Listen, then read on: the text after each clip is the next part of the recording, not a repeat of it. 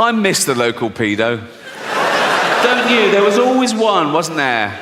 Outside the school, you'd be with your mum and she'd go, look, there's a paedophile. Because he had the uniform of the you know what I mean? You could spot, old bloke, bald on top, long down the side, like that. And I'll go, that's a dirty pedo. Say hello, hello, hello, like that. Dirty, look, that's what a fucking pedo looks like. Dirty fucking paedophile, right?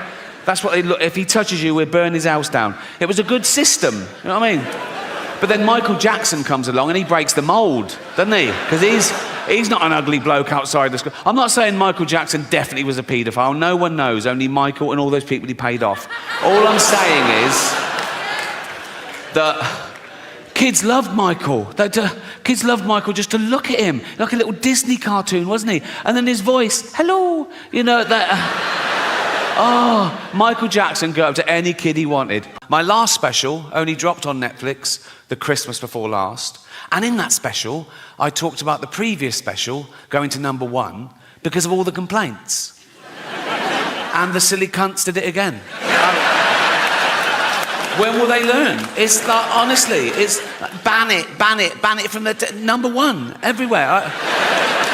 My name trended for 3 days that Christmas. I wasn't the only comedian who trended that Christmas. Do you know the comedian Rosie Jones? She's got cerebral palsy and she was on a TV quiz show and the trolls came out on Twitter going, she's not funny. People saying, you're only saying that because she's disabled. You're only defending her because she's disabled. Sort of back and forth, right? But that wasn't her biggest controversy of the year. This is a true story. Earlier that year, Rosie Jones made a documentary for Channel 4 about her condition, her plight, some of the trolling she gets, some of the insults she gets called, right? And she provocatively called the documentary, Am I a Retard? Yeah, great.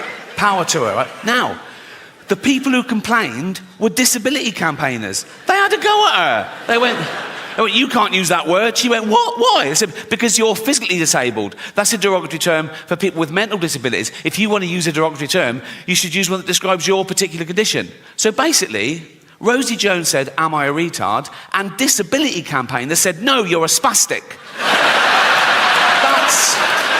That's harsh, isn't it? I mean, it's context. She was using it to empower people. She was called that. She didn't go, no, that's not me. She sort of embraced it and, reclaimed the word. So disability campaigners are saying, no, you've got to be very specific, right? Only people who are actually retarded can use the word retard, right? But who's going to tell them? You know what I mean? Who's going to... You're not going to go into a room and there's Bubba sort of lying on the floor, crying in, right? And you go, all right, Bubba. He goes, yeah. Oh, no. Don't. It's a tightrope. He goes, yeah. You go, you can say retard. Why? Think, you thick cunt. Just think.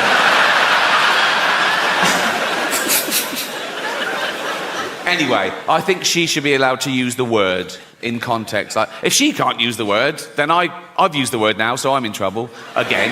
Actually, I didn't use the word, did I? This is a point I want to make. People say, oh, he used the word so-and-so. I didn't use the word. Using the word would be calling someone that word. That's using the word, isn't it? I said the word in a discussion about the fucking word.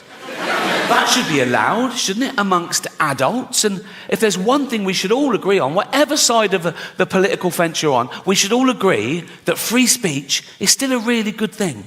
It always has been. And it always will be. But now there's factions of people go, oh no, we got it, we don't like it, we've changed our mind, it wasn't going well for us, we don't like free speech anymore. People who want free speech, they only want free speech so they can go around saying awful things. Which just isn't true. And even if it was, the good thing about free speech is people can say awful things back. It's a really good system, right? And you can't say anything under the laws of free speech. That's a total misconception. There are loads of caveats to free speech, all of which I agree with, actually. You can't incite violence. Good rule. You can't slander people. Good rule. You can't libel people, Fascinating fact about libel law. You can't libel the dead. So I could stand here and say, Gandhi used to take it up the arse. If I wanted. Which I do.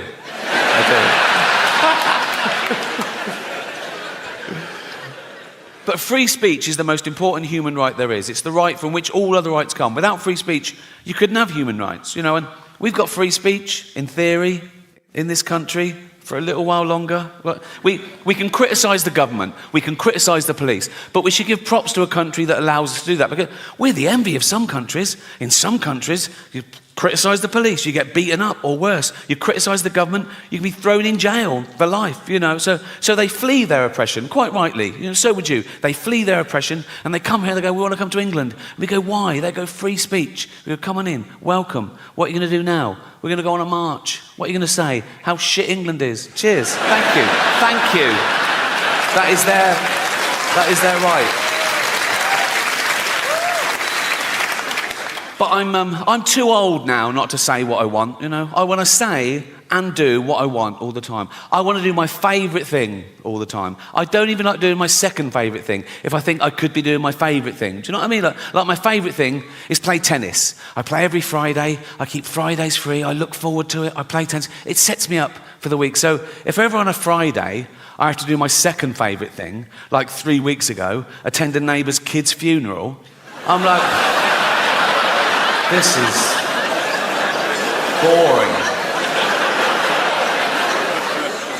But we all want respect, right? We all want respect, and we all want to raise our status in society. We can't help that. That's in our evolution. That's groups elected from when gossip used to control the tribes, right? And there's still 2 ways you can raise your status in society. One, be competent at something, like, oh, he's a good hunter, go with him, he's good for the tribe. The other way you can raise your status is have virtue, like, oh, he's not a great hunter, but he's wise or kind or whatever, And then, with the advent of social media, people suddenly discovered they could just say they were virtuous, no evidence, no proof, just loads of flags in their bio, right? And they would raise their status by bringing other people down, catching other people out. Oh, look what he said. Oh, he's not as virtuous as me. Look how good I am. Look how bad. And that's where the term virtue signalling comes from, right? And I hate it when they bring their kids into it. You can believe what you want, have opinions what you want, vote how you want, but go on a march, great. But when I see a 5-year-old holding a placard, he doesn't know what that says. That's the adult, Like I saw someone tweet this once. Someone tweeted, my 4-year-old just looked up at me and said, Mummy, why does Rishi Sunak hate poor people? Never fucking happened, right? But the most annoying thing about virtue signalling is it's people being smug about having the morality of the age. You're what you're like because of where you are and when you are. Like, it's not brave of me to be an atheist in this country, in this year. It would have been brave 200 years ago, or mental. And it'll be brave in some other countries, or mental, right? But people say things like, oh, I'm anti-racist. Yeah, well done. We all are. We know that's the way to be now, but it wouldn't have always been. Well, if you'd have been born in a different place or time, maybe you wouldn't. They go, no, I'd been anti-racist whenever I was born. Well, people say things like, they go, oh yeah, I'd have definitely hidden Anne Frank. Would you? Would you? Anne Frank comes to your door in the war, right? You open it, right? There's Nazis everywhere, right? She goes, can I hide in here? You go, what up? Just face-palmed Anne Frank, like that. Whoa, wait. What happens if they find you? They murder me and you. Go next door. They've got a lovely big attic, they've got a typewriter, you're gonna... But I'm anti-racist, of course I am. But I'm willing to admit that if I'd have been born 300 years ago and I was white and wealthy, I'd have probably have owned slaves. Because I'd been nice to them, so shut up, right? I'd be the best slave owner you've ever fucking... No, I'd dress mine well, I'd dress my slave... Yeah, I would. I'd dress mine in little suits, right? I'd go throw those dungarees away, put a little suit on her. All the other slaves looking at it, I go, right, let's go to the pub, boys. Right? And all the white people go, you can't take your slaves to the pub. I go, fuck you, fascist. They're my slaves, I'll do what the fuck I want with them. We go in the pub, the barman will go, you can't bring them in here. I go, fuck, we're going to the saloon bar as well. We got little suits on it. I like, you look good in your suits, boys. Wear socks. We wear socks. I go, I'm buying the drinks, put your money away. You haven't got any money, but you know what I mean?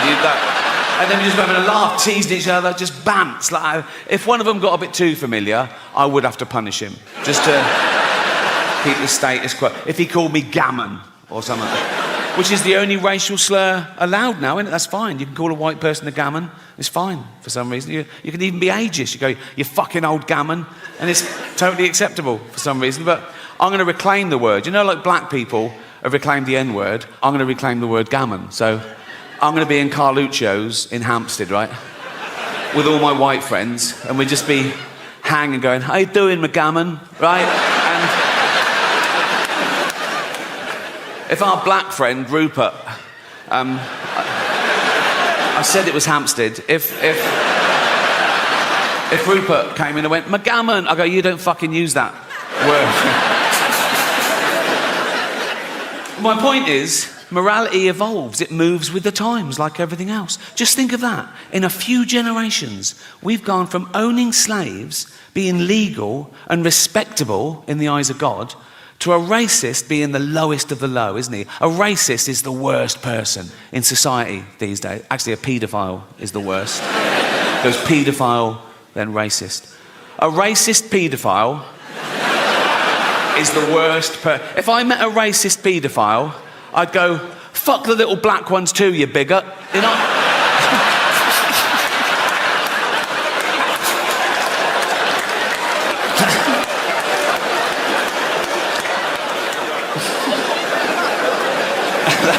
That's fine.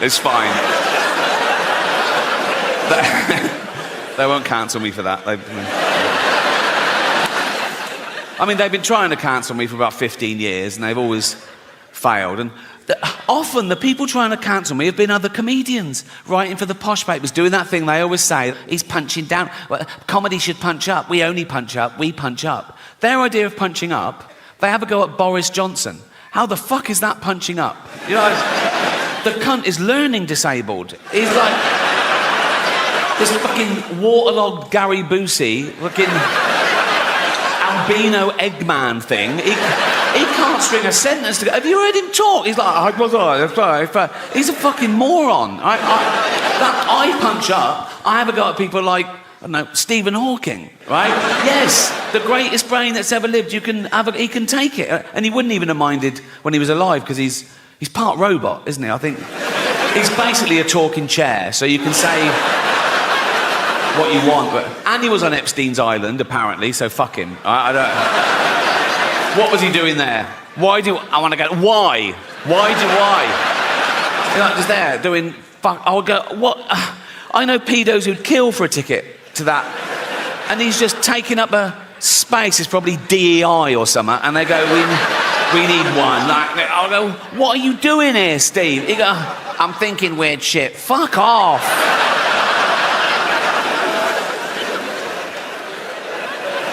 That is probably a hate crime. That is. It's a big buzzword at the moment, isn't it? Hate crime. Whatever happens, someone always goes, oh, was it a hate crime? Why? Makes it so much worse. Does it? Why? If I was just walking home tonight and someone randomly jumped me, beat me up, mugged me, stabbed me, threw acid in my face, I wake up in intensive care, beep, beep, beep. I open my eyes through the bandages. There's a policeman. He goes, Miss Gervais? I go, yeah. He goes, we just want to let you know it wasn't a hate crime. I go, oh, thank God for that. Pretty hateful, isn't it? But no, a hate crime is something that's based on your race, disability, sexuality. So a guy with a gun, he wants to kill someone at random. He sees a crowd. He goes, eeny, meeny, miny, mo, bang, kills someone dead. He goes to court. The judge goes, why did you kill that person? He goes, no reason. The judge goes, so you're not a bigot? He goes, oh no. The judge goes, ah. 10 years. Some other guy's got a gun. He goes, I fucking hate dwarves. Right? He sees a little dwarf. He takes aim, bang, kills the dwarf dead. Right? He goes to court. The judge goes, why did you kill that dwarf? He goes, because I hate the little cunts. Right? Judge goes, you're a bigot, 20 years. Now, he shouldn't get more for shooting a dwarf. If anything, it's a harder shot, isn't it? Like, if I was that judge, I'd go, what, you shot a dwarf at 100 metres, yeah? Fucking props, that is 5 years in the army. Get him in the army. I feel bad about that joke because I was reading about the tough time dwarves have had through history. Like, in medieval times, they used to torture them and kill them. They used to put them in barrels with spikes and roll them down the hill for a laugh, right? And then in Victorian times, they'd stick them in the circus and make them do dangerous fucking things. And then as late as the 1980s, right, I remember colleges used to have events like dwarf throwing, where they were like darts on a thing, or a wish foundation. They're great, and they give these dying kids their like one wish. And if it's me, I always say yes, and I always start the video the same way. I go, why didn't you wish to get better? What, you fucking retarded as well? I don't do that either, okay? These are all jokes, all right? I don't even use that word in real life, the R word. You just used it, Rick. Yeah, in a joke. That's not real life, is it? I'm playing a role. You sounded pretty convincing. Yeah, because I'm good. You wouldn't level that accusation at other art forms. You wouldn't go up to Sir Anthony Hopkins and go, I saw you in Silence the Lambs. You a cannibal, are you? No, I was playing a role. Oh, seemed pretty convincing. Yeah. He's good. And I'm good, and that's why I do things well. Imagine if I came out here and did things not very well, so you knew I was joking. That'd be fucking retarded. Has anyone ever bothered asking the dolphins if they mind swimming with dying kids? You know what I mean? Because that can't be fun for somebody. They're like flipping around, and suddenly dumps a truckload of pale teenagers flailing. And the dolphin's like, what the fuck is this? What the fuck's this? Oh, fucking hell. Let them do it. Oh, fuck. They're all dying. Of what? That one just stuck his fingers in my fucking blowhole. He's not going to be around for long. Nor am I if I can't fucking breathe.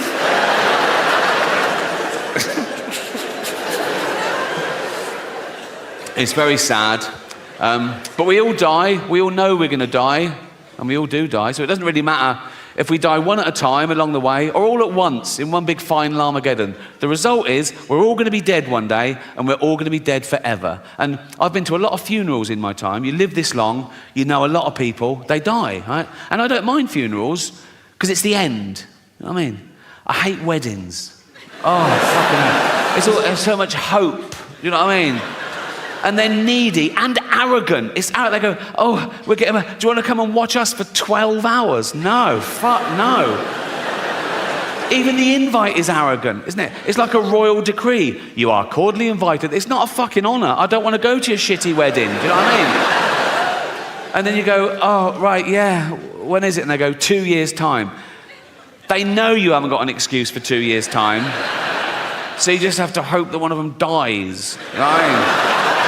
And so you go, oh yeah, I'll be there, yeah, where is it? And they go, India. Oh, fuck off. I'm not having injections for you, you boring bastards. And I've got a big family now, a big extended family, and there's always one of them getting married, and they know I've got a bit of cash, so I can't give them a tea set anymore. I've got to get them their first fucking house. You know what I mean?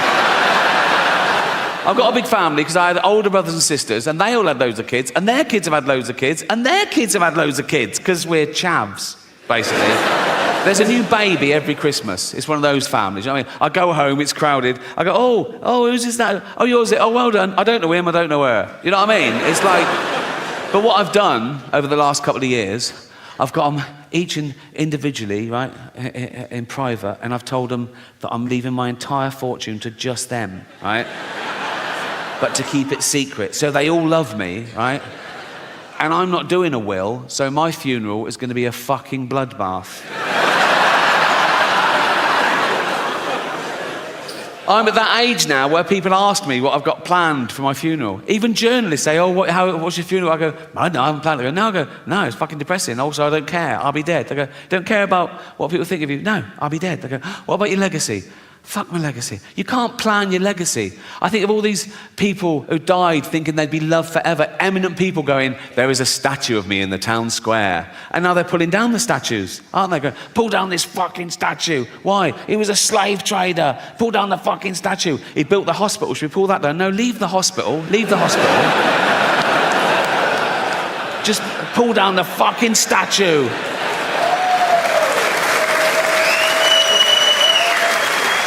Pull down the statue and dump it in the canal. He built the canal as well. It doesn't matter, just pull down the fucking statue. I don't think you should whitewash history. If you find out something new, add to it. Like if there's a statue and it's got Lord Whimsy, trader, philanthropist, add bit racist. Or one of those blue plaques on a house, go, Sir Robert Spuke lived here. Author, poet, pedo.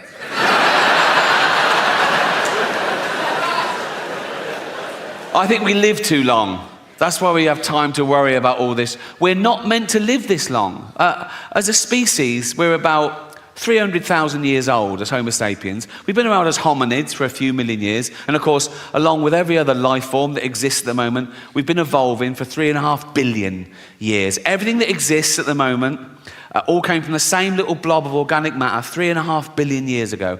That's why it annoys me when people say, oh yeah, humans, we're the most evolved. We're not the most evolved. We're no more evolved than the slug or the snail. People go, oh, come on, look at them. Yeah, they got it right early doors. Nature keeps testing them. Do you want eyes? No. Not really. No. I have noticed one thing about the slug and the snail. Let's not split hairs, let's be honest. The snail is basically a slug with a shell on it, isn't it, right? But if you pull the shell off the snail, it starts giving it all, oh, I'm dying. And the slug is like, welcome to the real world, cunt. So yeah, we've been around for about 300,000 years. And for most of that time, we had the same life expectancy as every other wild ape, 35, 40, if you're lucky. You're born, you grow, you mate, you're playing with your kids, you get a cut, you go, oh, what's that, dead? Right? But now with antibiotics and medicine, we've pushed that forward. A child born today can expect to live to about 100. And scientists said soon that'll be 120. And science also said that in the near future, there's no reason with proper care and attention that human beings won't regularly live to 150 years old, which is amazing until you remember that we get a set number of brain cells, right? Which we only lose. You can't get them back. So in the future, there's going to be 15 billion people on the planet, you know. Half of them are going to be over 100, and they're all going to have Alzheimer's. It's going to be like Dawn of the Dead. It's going to be fucking horrible. You know, my auntie died of Alzheimer's. I don't know how you die of Alzheimer's. She forgot to live. Right? And for the last couple of years, she was in her home, and my cousin, her only kid, used to visit her like once a week, and it got more and more depressing because soon she didn't recognise him, and then she didn't know who she was, or you know, and then she died. And at the funeral, we were sort of reminiscing about the good days, some of the funny, absent-minded things she said and did, and we realised, oh, probably that was the beginning of the disease before it was diagnosed. And this is a true story.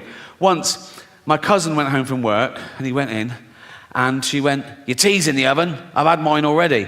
He went, oh, cheers, Mum. And it was like a fish pie, right?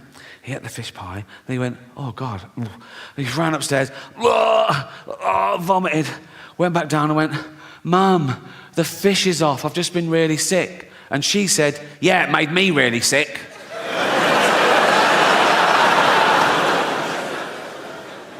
I've been looking into infant mortality rates recently. For research, it's not a fucking fetish. Like, a child born today in the UK has a percentage chance of survival of 99.8%, which is incredible. I thought, is that just the mollycoddled West? And I was putting in third world countries. And even in Africa, it's like 96.5%. In the wilds of Africa, where everything wants to fucking eat a newborn baby, babies are vulnerable enough, aren't they? In Africa, a baby can be born in a mud hut. There's a lion outside. It's covered in blood because they can't wash it. They've got no water. Oh, and it's already got AIDS. Now, by the time that joke goes on Netflix, it'll be nuanced. There'll be an underlying satirical point, I'll claim. But until then, all I've got is, baby's got AIDS. I know that it's funny. I just have to work out why. Leave it with me. Leave it with me. Also, by the time that goes on Netflix, I'd have been playing arenas around the world. It'll be hitting hard, people will be laughing. So if you are an African woman and you just had a baby in Africa and the doctor goes, oh, I'm sorry, your baby's got AIDS. You go, oh my God, you're there. You know, our little baby's got, you're there with your husband. And you go, oh, our baby's got AIDS, Jeff. Jeff.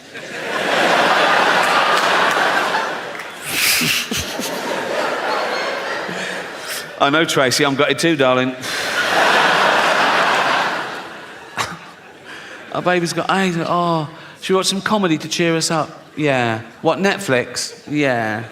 What, Ricky Gervais? Duh. Yeah. And they're sad that their baby's got AIDS, but they're sort of laughing along. Armageddon, And it gets to that bit. Baby's got AIDS. And she goes, oh my God, Jeff, what? Why are they all laughing at us and our baby with AIDS? And Jeff goes, well, they're not laughing at us per se. She goes, well, they are. They've named us and everything. They're literally laughing at us in this bit.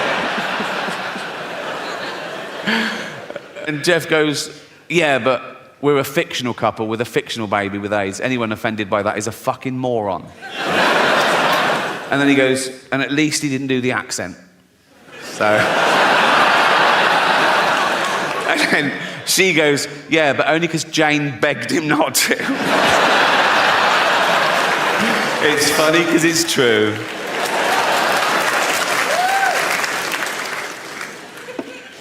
I think we get our sense of humour from our parents, whether we realise it or not, particularly working class kids, particularly from working class mums, because they're busy, they're doing everything. They're keeping men in check, they're bringing up kids, they're going to work, they're saving the world. They haven't got time. They have to frighten their kids into behaving well. They have to go to dark places to shock them into not fucking dying. Do you know what I mean? So, like, if I was little and my mum made my tea, and it wasn't my favourite, it was boiled potatoes instead of chips every day, and I went, I don't like them, my mum would go straight to, of course you do. There's children your age in Africa and they're starving to death, right? And I go, Jesus, all right. You know what I mean? The true story, I was 7 years old, right? And I'd been playing in the park and I came running in and my mum went, Ricky, come here, sit down. There must have been a local pedo incident, right? And my mum went, never go in the toilets in the park again. And I went, why? She knew she couldn't explain paedophilia to a 7-year-old, right? But this is what she came up with. She said, because there's a man going round and he's cutting little boys' willies off.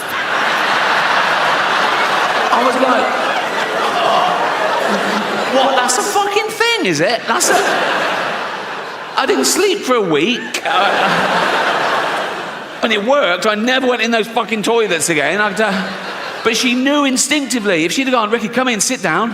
What's the matter? Never go in the toilets again. Why not? There's a paedophile. What's a paedophile? Oh, he's a man who gives you sweets and puppies. Bring it on, you know what I mean? At 7 years old, I'd wank off anyone for a puppy. Be like that, wouldn't it? Be like that.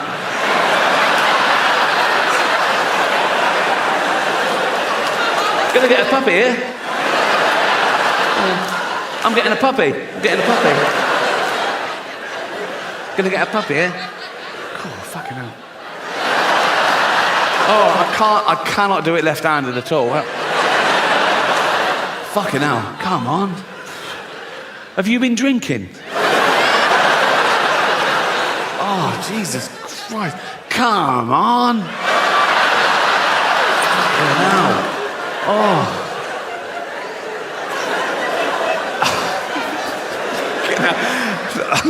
I've started, so I'll finish.